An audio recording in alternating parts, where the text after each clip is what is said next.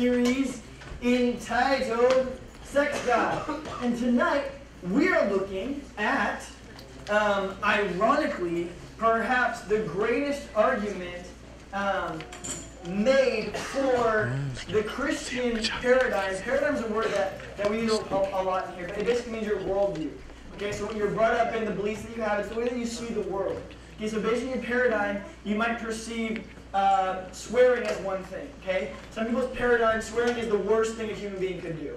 Right alongside any other sin, it's just everything's the worst thing in the world. Some of your paradigms are like, well, it's not that bad. Some of your paradigms, especially if you weren't brought up in the church, you might think like, oh, well, what's the big difference? Who really cares at the end of the day? Okay, that's your paradigm. It's the way you see things. All right, now our belief system, what we relate to, what we were brought up in, our cultures, all influence what our paradigm is.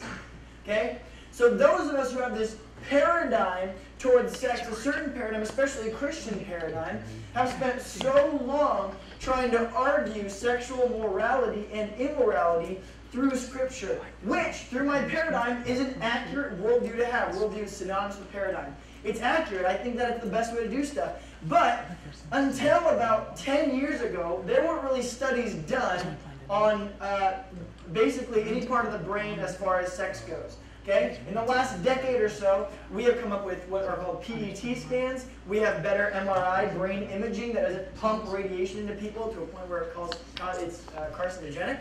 All these different things have allowed us now to perceive the way the brain works when it comes to sex. And ironically enough, what God has been saying about sex, its confines, it's the place where it's supposed to be. Remember last week we talked about that a good thing in the wrong context becomes a bad thing. What God said about sex, the way it's supposed to be used, that's going to lead to the greatest sexual satisfaction, is aligning with popular science. So many people think that the Bible has nothing to do with science. Well, the more we're finding out about astrophysics and the history of time and the universe and the way it was started from a singularity and all that other stuff, we're starting to point towards science, is starting to point towards the same principles that Christianity has been living with for thousands and thousands and thousands of years, which is that a singularity was created by a creator, something outside of time spoke time into existence. Well, now astrophysics is starting to agree with that. They're going, maybe the Christians had a point after all. And then we get to the next thing, and it's about parental relationships. And so we start studying that psychologically, the way that things go. And we go, holy crap, maybe these Christians had it right all along with that thing too. Then it moves to the next thing, and now we're talking about sex. And as the more and more we find out about sex, the way that the brain reacts to it, the more and more we're going, maybe this God knew what he was talking about from the beginning. And while his ideas in our culture seem archaic and antiquated, meaning that they're really old and outdated, when it comes down to it, the best sex life you could possibly have is found in this archaic literature. But tonight, the only time we're going to use Scripture is at the very beginning to give promise for those who are concerned about their sexual past already. Because as we start talking about this stuff, everyone's going to start thinking to themselves, ah, crap, right? Some of us in this room are like, oh, I've been having too much sex, or my brain's been switched in such a way that X, Y, and Z. Well, I'm going to start with redemption, okay? Because God starts with redemption. I'm going to start with the principle that no matter where you are or how far gone you are from this original principle, from this original construct, you are within reaching distance of getting back to where you were, okay? Our God is in the business of redemption. It's like his hobby. He wants to take old things and make them new. He wants to take broken things and fix them. He wants to take even your brain, which you have, I'll use the word, mutilated to this point as far as sex goes, and he wants to fix it. Okay, I'm going to give you a couple of demonstrations with that. Where'd that big picture go that we had? The picture of tickets. The ticket picture, if you will. Can you do me a huge favor? Can you fill that up with water? And then can I have some of those Starbucks cups in the back, the white ones? Hot water? No. Oh yeah, hot water's fine. And then, And then is there a Sharpie somewhere back there? I just thought of this right now. So let's see if this is a good way to visualize stuff. And last but not least, needing Christopher Hilton might also need a table. Like one of those right there. So, I don't need it right now, but slowly making your way up, that would be beneficial. We are going to start turning into Scripture. So, 1 Corinthians, beginning, 1 Corinthians 10, verse 23. 1 Corinthians toward the back of your Bible. If you want to use your table of contents, you're always welcome to do that. Sometimes it's the most helpful way to find it, the quickest. 1 Corinthians chapter 10 is written by a man named Paul to a church in a town called Corinth, a little less than 2,000 years ago, about 1960 years ago, 1950 years ago. Okay, it says this. Yeah. Okay, look at this. This is like, okay, I'm okay with that. You can put it on the stage so everyone can see it better. Yeah. This is all so good. Everyone's doing a great job right now. Sharpie, beautiful. Look at that. It says this. Sorry. Okay. 10 verse 23 says this. Everything is permissible. Okay? Everything is permissible. But not everything is beneficial. Everything is permissible, but not everything is constructive. Nobody should seek his own good, but the good of others also.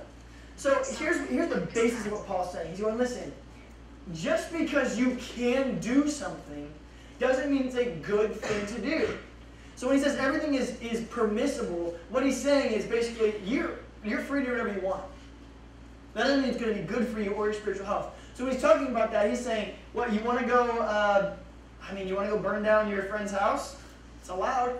Not allowed in the sense that there's not going to be punishment, that it's not a crime, that there's not consequences, but that's not going to be beneficial. He's going, you can do whatever you want. Okay? You might go, well, I can't murder. No, you can.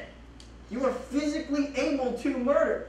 But, and this is a big but, okay? Sometimes I like big buts. Okay? And this big but means it doesn't mean it's beneficial. That's a big difference. Okay, so when it comes to sex, some people are like, my body, my choice. True. Okay? If you're not a Christian, your body, your choice. If you are a Christian, then it's his body, his choice. But nevertheless, even in your Christian body, in your soul, you can do in the area of sex whatever you want.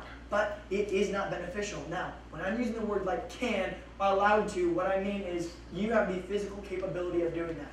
Okay? If you take off your clothes and there's someone else in the room, you both have your clothes off, there's going to be like this supernatural block happening on you. Like, come on, oh, what is that? There's like this force field. God's like, no.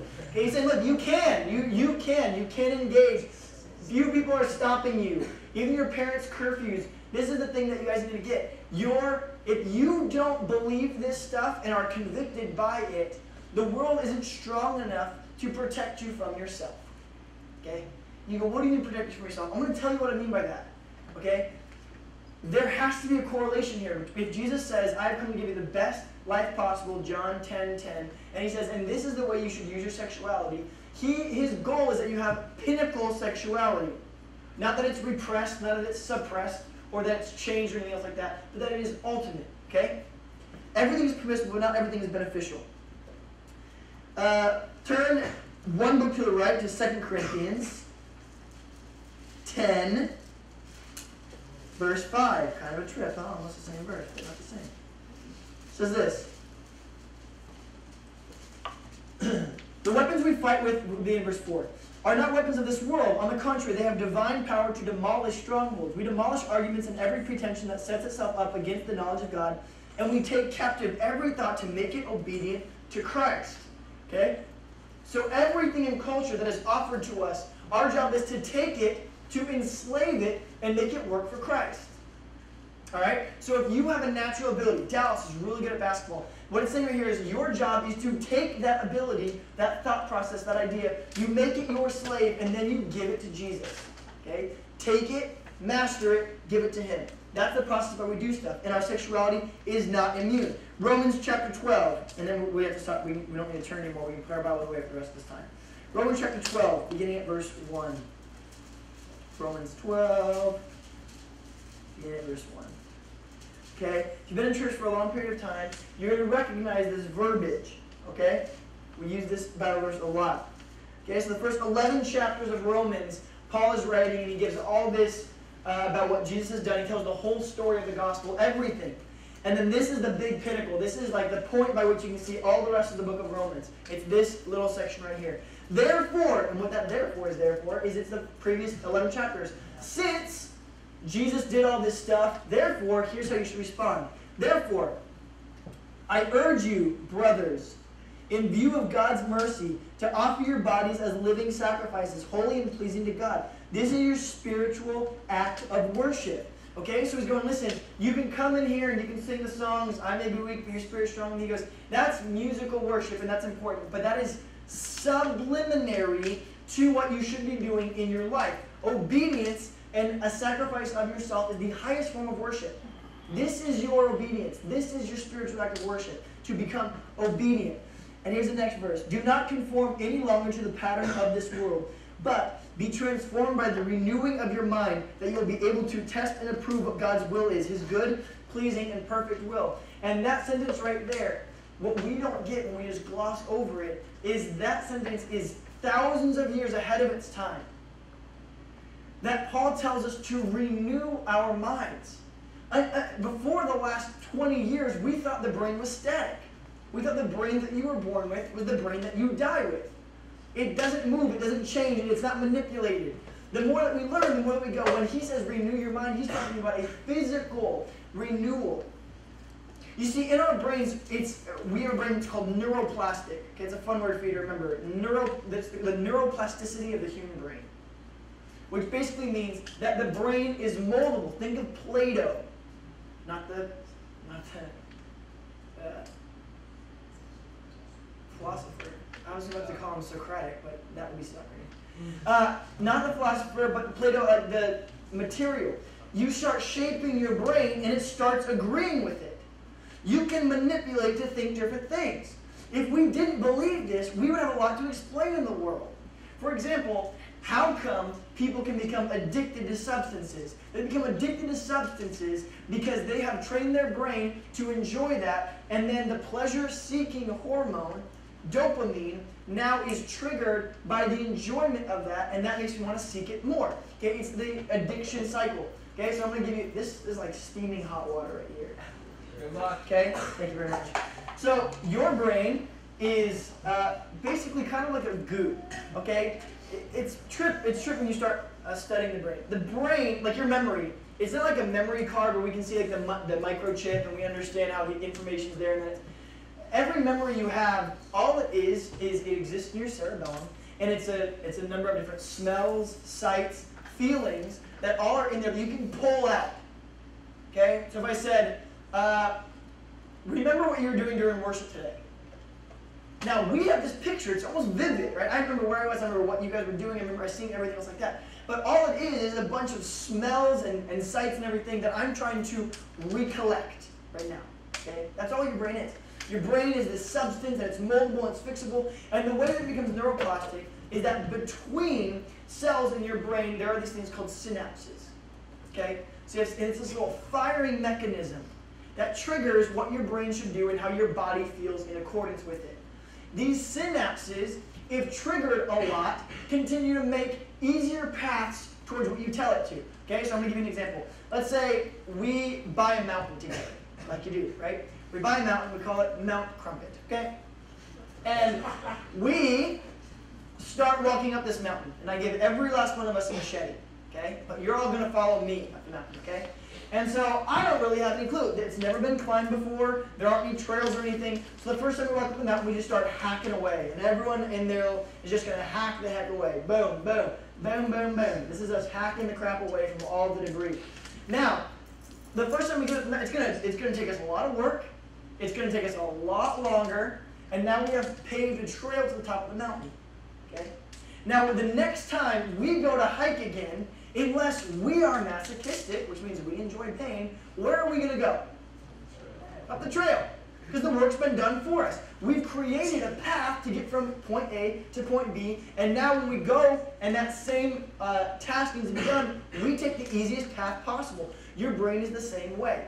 In certain situations, if you train it to do stuff, it goes, well, this is what I'm used to, that's how I'm going to go. That's how addiction works. I tell it, in order to get pleasure, we are going to use pseudo-dopamine in THC, which is marijuana. So I'm going to hack my way to the top, and so next time I want to experience pleasure, instead of finding a new trail or hacking my way through it, which is what's supposed to bring us pleasure, right? Overcoming trials, hanging out with family, all that stuff that's supposed to be there, we take the easiest route. And so our brain just goes, frickin', stop hanging out with your family. Remember how quick we got there? After a while, you build a little monorail to the top. Like, that's that path. So to get off that path requires a ton of work. You need to convince your brain that when you trained it was good and easy. You now have to train it is no longer what we want to do. That is how people get caught in addiction. They look at the mountain, they have an easy path to the top, and it's very easy, and then they walk near the trail. It's like within striking distance, and then when it starts getting hard, they go, the monorail's coming. Ding dong. And they go to the top, like, crap, I fell into it again. That's how addiction works. Your brain in sex works the exact same way. Okay? Your brain, when you are around the person that you love, we would call it cathexis, not real love, but that is either here or there.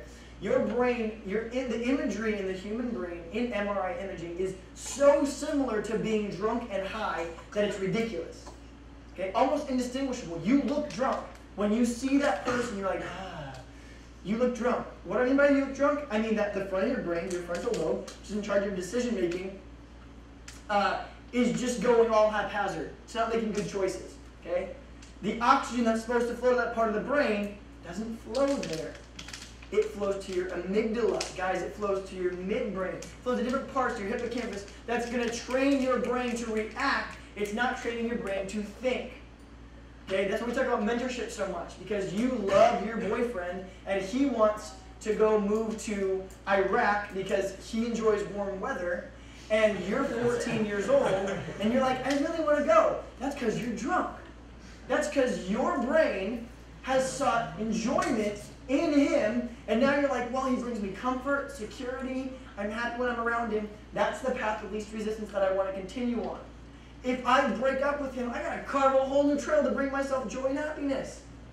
That's why mentorship is good, because we go, we're going to break your monorail, so you have to go somewhere else. Okay, we're going to close it off and shut it down. Because if I don't close it off and shut it down, you're going to find your way right back over there. And be like, well, I didn't know. I didn't know that he liked the desert so much, okay? Because later on in your relationship, you stop being drunk with him, and then your frontal lobe comes back and you go, holy crap, what was I thinking? And you're trying to like get the heck out of Dodge. You're like, Iraq? Who let me go to Iraq? What? It's so hot here. There's huge spiders. They're all going to kill me. Osama lives somewhere around here. I don't want to be here. Right? And so your brain kicks back in. Well, in the meantime, the reason we're talking about the science of sex is that I want to offer you and postulate that before you enter that realm, and start carving out these monorails that you understand what you're getting yourself into. At the end of the day, you're going to make the decisions that you want to make. Here's what I want to challenge you with. At least make your own choice given the information. That's all I want you to do. Okay? So if I go, don't have sex, you're going to go have sex, right? Because of your, I don't know, it's our human nature, right? So that's not what I'm telling you. I'm saying, let's pull out the science. Let's dissect it in a way that we can understand, and then you make a choice. And let's see if God's view of sex lines up with pop culture's view of the best sex possible. Because if He created humankind, they should mix. Okay? This is going to be fun. Aren't you guys having fun already? Good. Great, great, wonderful. The chemicals that are involved in this sexual process, especially in, but not limited to, the orgasm, are manyfold. I'm going to give you a few of those. First one is oxytocin. O-X-Y as in oxygen, T-O-C-I-N. Oxytocin. What oxytocin is it's what's known as the cuddle chemical. It's a connecting chemical. Okay? It's what bonds when a woman gets pregnant. Her brain releases oxytocin to the cells that are developing in her body, to that baby that is forming. She's beginning the connection with it. Guys, we won't start connecting to the baby until after it's outside of her stomach. Okay? And I understand the baby doesn't grow in the stomach, it grows in a womb. I get, okay, but don't whatever. Don't be that guy. He's Phil Jones, that was still nice. What is he for? Shut up. Okay? It's until it comes out. Then when we first hold that baby, we have that skin-to-skin contact. We start releasing this chemical and our brain goes, that's yours. You better take care of it. And it solidifies us taking care of it because it makes us addicted to the baby. When I first held Peyton, who's just staring at me like there's no tomorrow right now. Hey, big guy. Okay? The reason that right now I just enjoyed myself, which you might be like, that didn't seem fun at all, but I loved it, is because my brain is drunk on Peyton. He makes me high. when I get home from work every day and I hold him, that same chemical, that monorail is good. That monorail should be there with him because he is permanent. It's healthy. Okay, and as he grows, that monorail is going to keep upgrading. The moment Peyton was born is the moment that I loved him the least. Is that a trip or what? First time I saw him, I loved him less than I ever will in the rest of his life. And every minute I've grown more in love with him because I know more about him. And I protect him more. It's crazy. Wait till you have kids, you come talk to me and have straight discussion. You're like, crap. Okay? It's incredible. Oxytocin is a connecting chemical. Outside of that, you can write down vasopressin. Okay? So this is primarily a male connecting chemical. The tricky part about this connecting chemical, though, is we need to understand, this is why men and women work differently, okay, at a neurological level, is that women kick on oxytocin in almost every kind of physical touch. Their bodies go connect, connect, connect, connect, connect, connect, connect. Guys, we produce the main thing that guys produce that is different than girls, right? Girls produce estrogen, men produce testosterone. Testosterone, in its primitive form, in its natural form, it blocks oxytocin. So girls, your estrogen, it's like gasoline, and oxytocin is like fire. So your natural state is to light on fire that connecting chemical, and it's really inflamed, and you connect really strongly. Guys are the opposite. Your testosterone, guys, snuffs out the fire of oxytocin. You can seek it out and be like, no, no, no, no, no. Why? We say, no, no, no. Our brain is built and hardwired that way because we are slightly more visual than you are. And what we learned about imaging is this. Ladies, if you think, well, there's no way a guy thinks about sex as much as I do, or there's no way that they're as controlled by sex as I am, okay? Probably about 80% more than you is the life of a male, the average male, okay? So before we always guess, we're like, girls want sex just as much as guys do. Now, while that might be true with the oxytocin and the addiction and the chemical side of things, the physical side of things, we now learn that guys are about 80% more sexually driven at every moment of their life than girls are. So if girls are like, it's really hard to stay pure. Welcome to the world, okay? Just welcome, all right? We live in this death trap, all right? So guys, we mute oxytocin. So sometimes girls don't get this. So you go out on a date and the girl's like, we're going to name our kids Sven and Bradshaw, whatever. And the guys are like, whatever. Yeah, no, it's fun. It's fun. We're very pragmatic. And that goes also with the neurochemistry of the brain.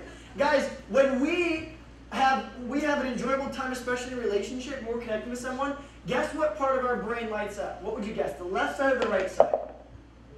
The left side. Guess what the left side's in charge of? It does math, it does logic, it does language. It's very precise, okay? The systems in school that use the left side of your brain, your math, your, not English, but different language, understanding languages, linguistics, that's your left side of your brain. It's got an answer, and it's not flowery, right? In English, if it's like, what's this poem saying? You could all write something different. It could be all probably kind of right a little bit, right? But in math, it's not the same way. It's like, what's the square root of 49? You can't be like, well, it depends on what you mean by square root. What is a square root, existentially speaking, right? In math, it's like 7 is the answer to that question. So guys, we are much more of a 7 type of brain, whereas girls are much more of a, they soak in and they breathe it in, and it's great, and here's how I felt about this. Guys connect their emotions with their logic, and ladies connect memories to emotions. Okay? So that's why, by and large, why do women hold grudges better than men do? Because guys attach memories to events, girls attach memories to emotions. So you'd be like, hey, remember that time that guy said that? You're like, oh yeah, he was kind of a jerk, right? But if the girl's like, yeah, I remember that. And my whole world was rocked, right? And where they go, the thing that they're pulling up in their cerebellum is this, they pull up this set of emotions and they let it swarm back in. We pull up the event and we let that come back, okay? We don't really get that angry. Guys, again, you can punch each other in the face and then walk away, right? Yeah. Guys fight, they literally fight, and then they're cool with each other, like best friends afterwards, okay? There was this girl from the U.S. soccer team who said that was the primitive difference between men and women as far as soccer goes. Is that in a men's locker room, when people have beef, they settle it right away and it's gone. Women, they said they've been doing the same thing for years and years, and then all of a sudden something will start up, and they'll bring back all of these memories. Why? Because they've tied it to their emotion. So their emotion of anger is tied to these 87 events, and they just pull them up and like, and then you made me feel that way, and that, and the guy's like, how did you do that? That was phenomenal. Okay? So if guys are muted by the testosterone and women, you're enhanced by your estrogen as far as the way you connect, it makes sense that guys then naturally won't connect as strongly as women will. Unless for the male, if the male's decision is that connecting is what he wants and it's going to be best for both your relationship and your offspring, which is the way that men are bred to think, then he tells his testosterone to let the oxytocin through.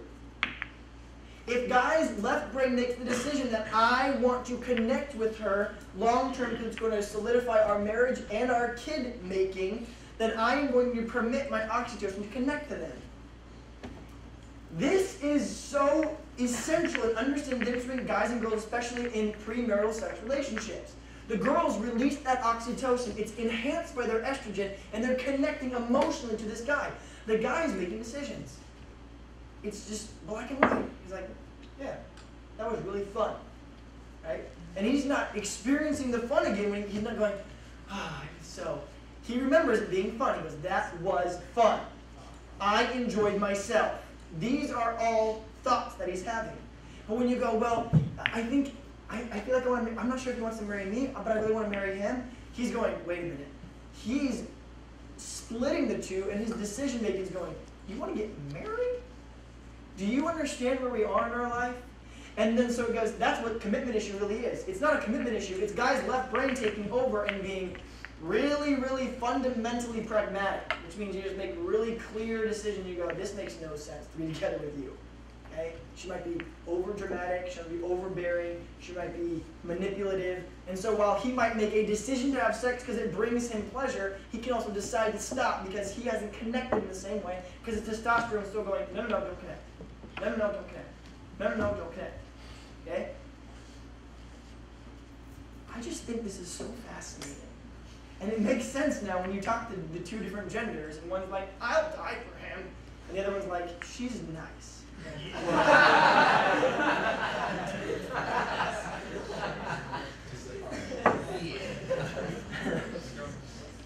That was enjoyable. Especially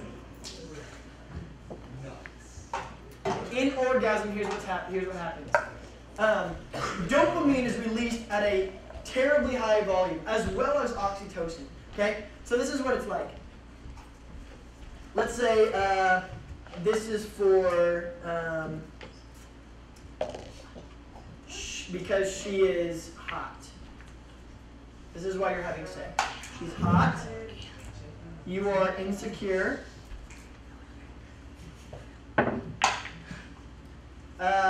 You want to be popular. Anyone wicked?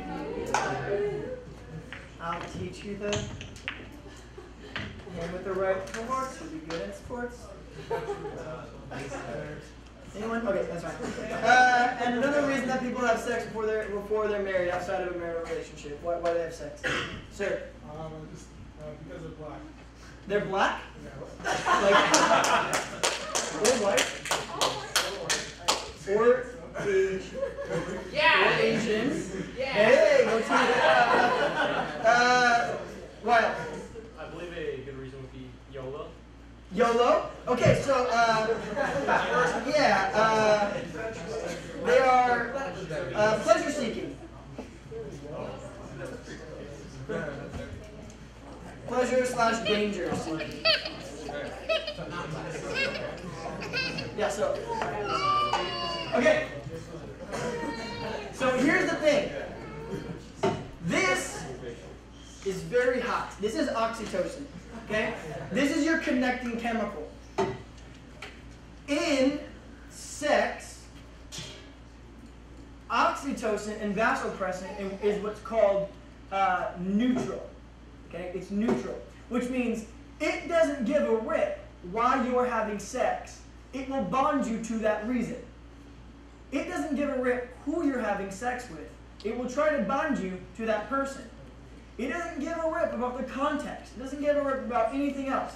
It sends this flood wave of glue, per se, and it doesn't just attach you to that person. It attaches you to the ideas of why you're having sex as well.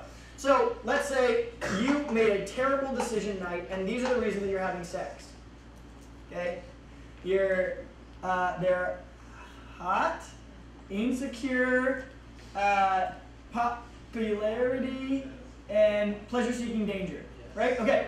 So these are your reasons. So you experience orgasm, and your brain goes, okay, connect. And so you start going, yeah, okie dokie, there's some of that stuff. That's good. That's good. Great, great, wonderful. Okay. And you start to fill these things up. Well, these cups now, let's say there's a little man in charge of filling up these cups. Okay? And this little man who fills up the cups lives in your brain. All he knows is that he's supposed to fill up the same cups every time. Okay? So there might be great reason cups all over your table. Your great reason cup might be commitment. It might be protection of family. It might be you just got a new job and you want to celebrate with your spouse. But here's what this little dude in your brain does. You have sex again in a different context, and he starts filling up this stuff. The problem with these cups is they don't have bottoms on them. You can keep filling as much as you want, and you never feel satisfied. These cups are built to bring satisfaction, but he's not filling them. Because what you taught him to do was to fill these ones. And so the thing that we get stuck in is we wonder then why we continue to seek people who are hot, people who secure us, who make us feel popular, and for danger purposes, and then we're like, I don't get why I always choose jerks. Well, you told your brain to do that. You told your brain to connect. When you are starting to have sex with people that you don't want to have sex with, but you do it for all these adverse reasons, even if you go, well, someday I want to connect for the right reason, I want to have sex for the right reason, this little dude in your brain's like, you want me to stop doing what I'm doing? No. And he just keeps going back to what he was doing. The process of retraining that guy to put that oxytocin in different cups is a long one. And so let's say one of these is, there's this guy at a party, and you pour into this cup, and the next morning you wake up and you're like, I had sex with who? And the guy's like, bro, you told me. You told me. That's the guy you were laying with when it happened. You told me to fill it up. And you're like, well, I don't want it. But guess what you naturally cling to now? That guy. Because little oxytocin man has been filling up your cup and going, shouldn't have told me. And then now, whenever you have sex, you feel insecure about yourself. Why? Because you told your brain that's what sex was for. So when you're not having sex, you feel insecure. Have you ever noticed that there's a really strong connection between girls with strong insecurities and their promiscuity? Because there is. If you have deep-seated, especially father wound insecurities as a female, you are 55% more likely to lose your virginity before the age of 17. Is there a connection there? Absolutely. Do people beat it all the time? Absolutely. But we're just playing the odds. I'm not talking about this is Jesus' 4-cup system that he used. I'm talking this is the way that our human brain works. This is the science of it. And whatever you continue to feed, it will continue to grow. And the more and more you feed it, the harder the synapses become and the more difficult they are to break. Okay? We use the Play-Doh analogy again. You build this structure of what sex is, and then every time you reinforce it, every time you have sex for danger and pleasure seeking, or to be more popular or insecure, or because they were hot, the Play-Doh that you have, it's like putting a hairdryer on it. You're starting to dry it out. So what was really malleable is now starting to harden. And what could have been fixed by just pushing it down and switching it is now only able to be switched if you break it.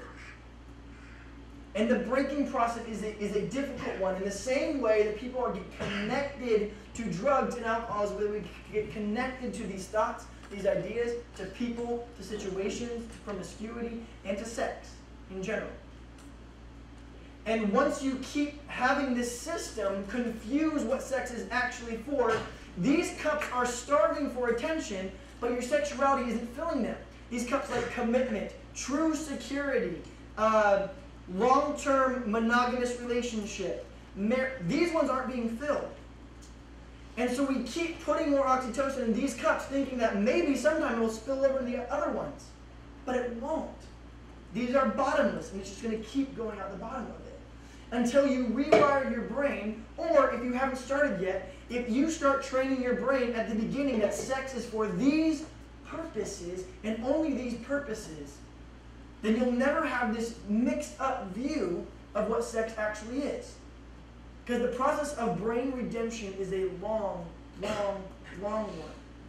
This is the first generation in the history of mankind where 18-year-olds are losing sexual vitality at an alarming rate that's alarming enough that people are mass exodusing from pornography. Okay? That means there's enough 18-year-olds who cannot get an erection that they are starting to run away from pornography. Because what they've taught their brain is this. This is what is metaphysical. This is imaginary. This is an image on a screen. And I've told little oxytocin man that when I have an orgasm, to connect to that. And then to connect to that. And then to connect to that. And now, when I'm with my girlfriend, wife, whatever it might be, this guy keeps going to this cup. And he goes, this is the one that you want. Guys are literally seeking imagery above reality. And we'll talk about that more next week. But this is the science of sex. When you start looking at the neurochemistry, the way that we interact is very obvious. With guys and testosterone breaking in until we make the commitment with the left side of our brain that this is what is decisive and good for us, especially in a bond like marriage. That is why God says, wait until you get married. So that the only cups you ever fill and the only Play-Doh sculpture you ever make is the one that is going to bring you the most joy. Every time you build up a Play-Doh structure in the wrong way, you have to decimate it again. And every time you decimate it, it's not going to build quite the right way. Now, while our brains can be redeemed, there's still a piper to pay. There's still consequences. Okay? Some of us already from the decisions that we've made sexually are going to be paying for it for the rest of our lives. But the decision we make right now, in this moment and moving forward, is how big is that cost going to be? Is it going to be that the computer is always a little bit of a struggle for us? Because we can live with that. But in a larger scale, 25% of divorces this past year cited pornographic addiction as their main reason for getting divorced. 25%. Which is up 25% from 20 years ago. Isn't that crazy? And it's growing and growing and growing. And it makes sense. While we feed these things, we wonder that we feed them enough that they become monsters and they start to feed on us. That's the science of sex. That's suppressing oxytocin, testosterone, estrogen. We also talked about serotonin. I didn't talk about serotonin today. Prolactin. When a male has an orgasm, this thing called prolactin kicks on, and it makes him want to shut down all systems. He doesn't want to cuddle with you. He doesn't want to do anything. It takes his mind off of sex completely. Okay? Women are still in a fairly aroused state. Guys just turn off. They go, oh, no, I'm done. So like, why doesn't he want to cuddle with me after sex? Because when that prolactin kicked on, guess what part of his brain got to take back over in a real way? Left side. He was like, I'm getting the frick out of here. Who is this girl? Why am I here? What am I doing? Is she pregnant? So he's like, oh crap, right? And she might still be like, this bed smells like him. And he's like, he's running, he's naked, he's running, he's like, get away from me. Never talk to me again. I don't know why he didn't call me back. Well, because left brain got to talk again, and left brain said, get out. Because that testosterone is still so strong, and that commitment wasn't there because it's a bad decision in his brain, so he's not going to connect to you.